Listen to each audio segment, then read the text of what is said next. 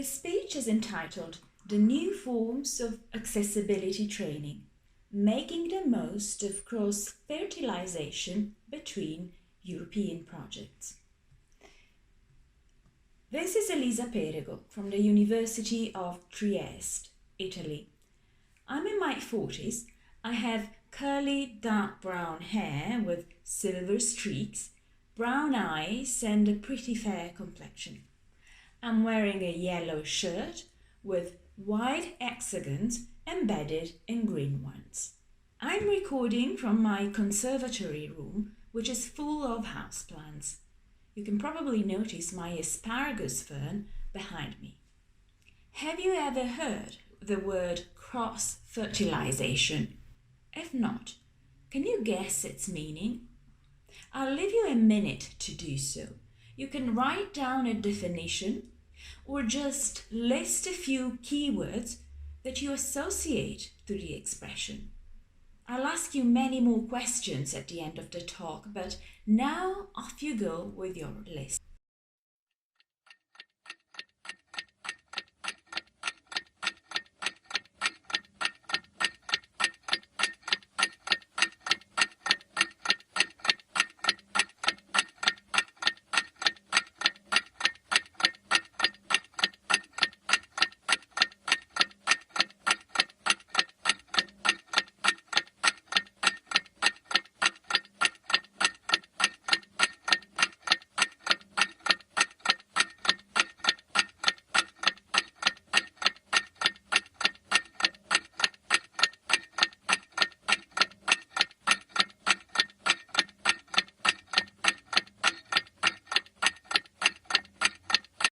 Are you happy with your words?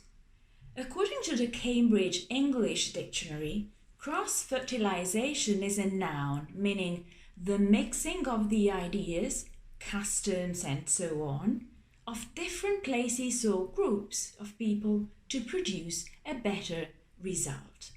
The definition couldn't be clearer. Cross-fertilization refers to collaboration, synergy, exchange of ideas, all directed towards the same purpose. So, if you wrote down these words or similar ones, you just got it. In a European project perspective, cross-fertilization refers to the process of successful and fruitful networking. In other words, an exchange of information and ideas among people with a common professional or special interest. Networking often begins with a single point of common ground and leads to innovative ideas. Networking is paramount in research, where it is one of the ways that enable researchers and experts to build on what has already been achieved, to come up with inspirational ideas, to avoid duplication of effort, and ultimately to produce successful outcomes. The idea of capitalization on previous research and results has not been, and in fact is not yet, so popular in the humanities sector. However, there are areas of study where sharing is now established and is enabled to work faster, better, and more effectively. These areas tend to be multi- or interdisciplinary areas of study. In multidisciplinary settings, people from different disciplines work together, each drawing on their disciplinary knowledge. In interdisciplinary settings, people integrate knowledge and methods from different disciplines, using a real synthesis of approaches. The media accessibility sector, a fast-growing area of studies with a huge social impact, could not do without synergies of people, disciplines, ideas. What's more, it is a really good example of both a multi- and an interdisciplinary area of study. Media accessibility is a broad expression referring to, and I'm quoting Media Access Australia, how digital web and broadcast content can be used, read or viewed by people with disabilities, particularly those who are blind, vision impaired, deaf, hearing impaired, or who have a cognitive condition or mobility disability. In the last few years, several European projects in the field of accessibility and audiovisual translation, AVT, have formulated the same objective: designing a course and producing training materials to form new professional figures in the accessibility sector. This was briefly mentioned by my colleague Pablo Romero Fresco yesterday.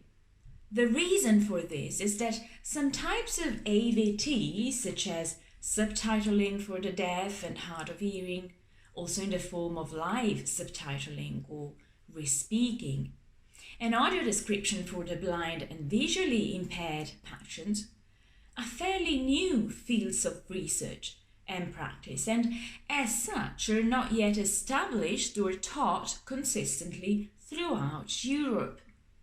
Therefore, coherent training materials and specific settings for the formation of new skilled professional profiles are still scant or even missing.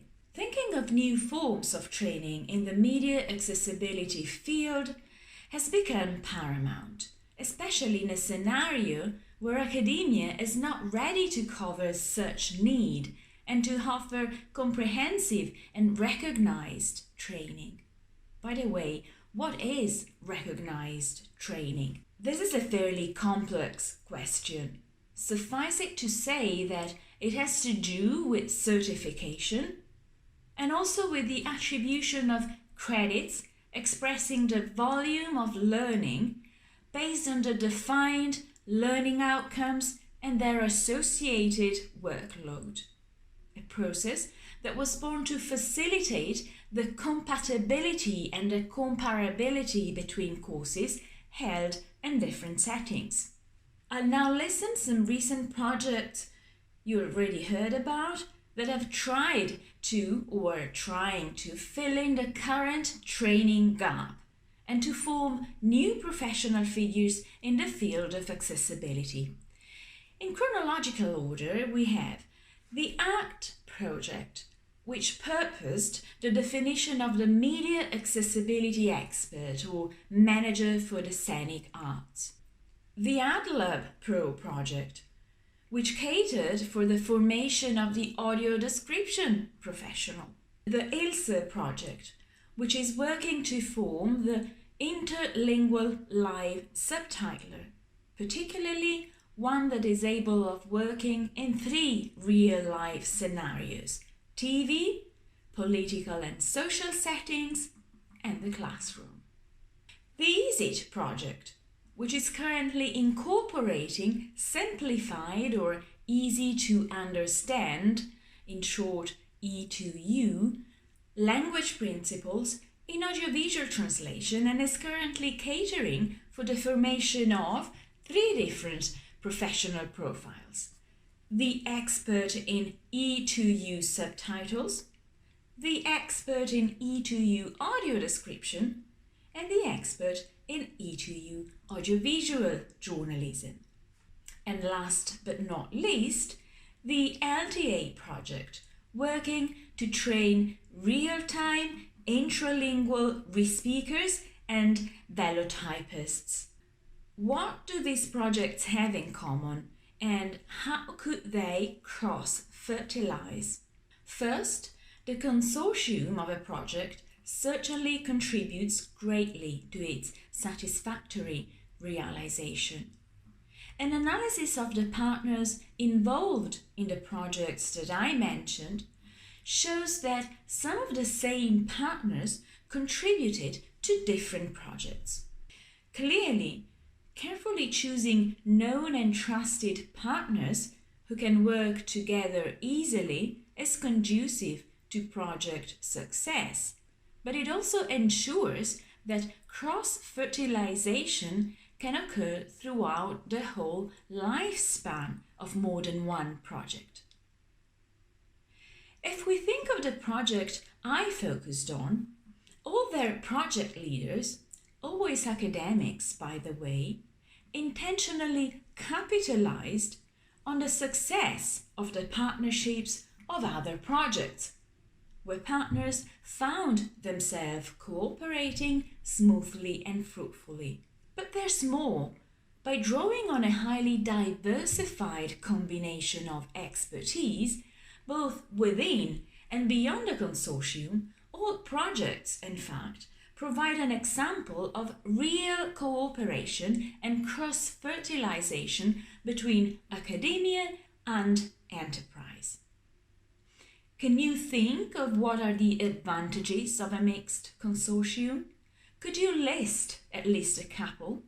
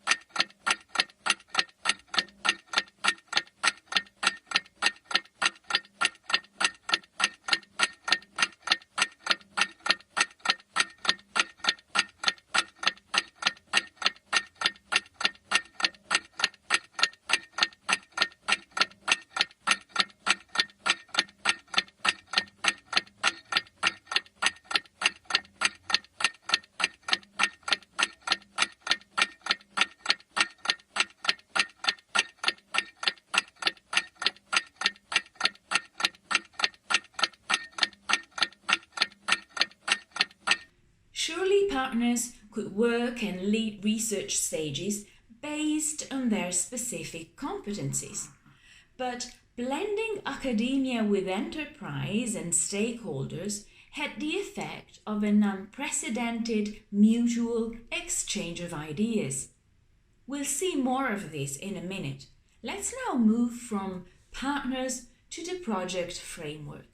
The fact that all the projects mentioned before belong to the Erasmus Plus framework enabled the partnerships to really build on the outcomes and on the organization of the preceding project or projects, and to fine-tune its own structure to get to growingly effective ones.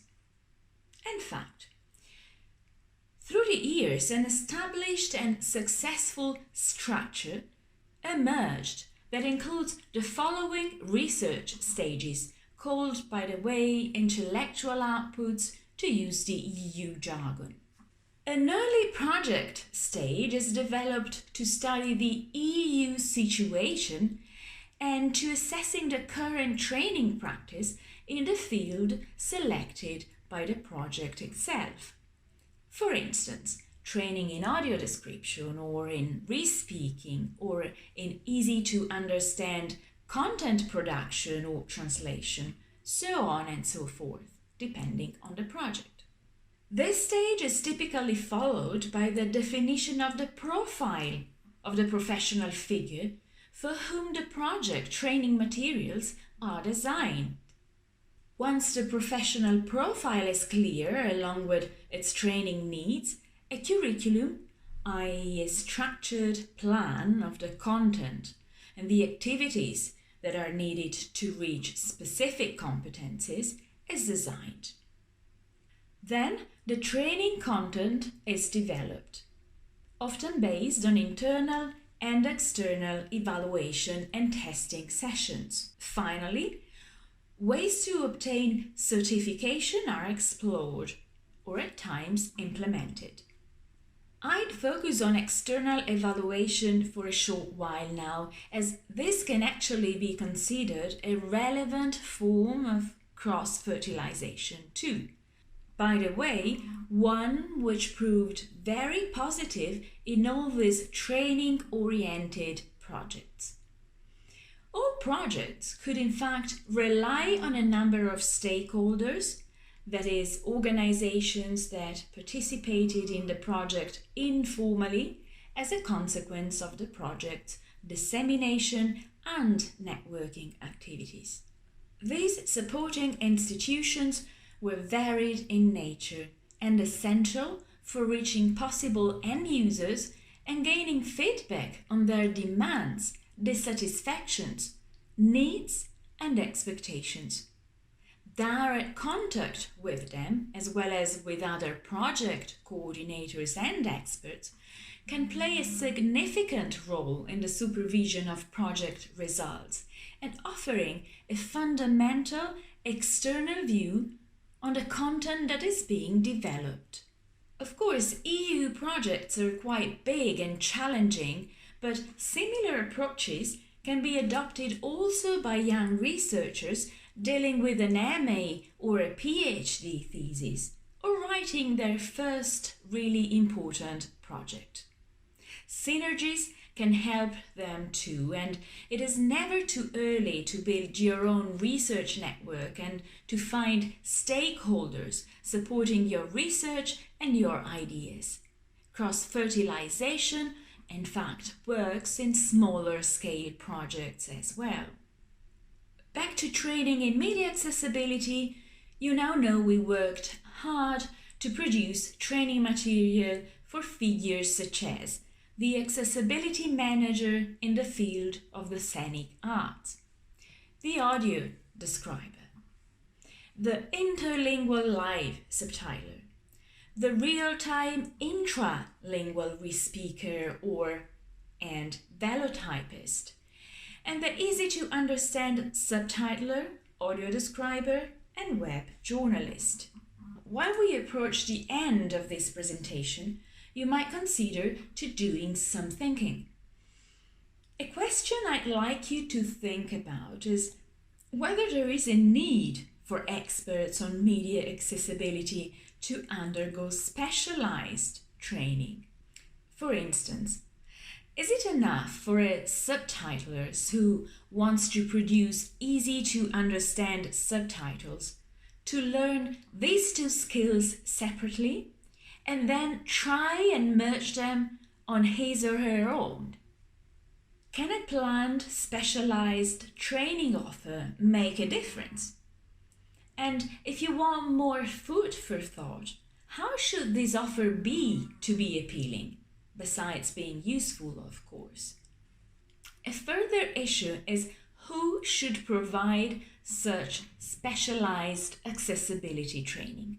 Should it be provided by universities or by other institutions, or perhaps by both? Or can well-made materials be used in self-learning? We know that in many cases, academia is currently not ready to provide this type of specialized instruction. Should it be part of a language course or a film studies course or a psychology course or even an applied linguistics course? As a consequence, experts on media accessibility often are untrained, only partially trained, or resort to in-house training or even self-training. Sticking to training, and I'm really about to conclude, we should mention that certification is another thorny issue. So now I'm asking you, is certification necessary? Is it a quality indicator? Is it what makes a difference when you choose a training course? But also, should it be an option or should it be paid for? What are the criteria for you to choose a training course? Is the possibility of getting a certification one of them? And if so, why? And does knowing that certification are not consistently asked by employers change your perspective? I hope that some project mechanisms are now a little bit clearer and will help you decide how to organize your future work, but not before chewing on all the questions that I posed. Good luck. His video was edited by Angelica DeMarcus. All the other pictures used in this presentation come from the public domain Vectors website, which gathers hundreds of royalty-free vector images under the Creative Commons Universal Public Domain Dedication, CC 01.0, license.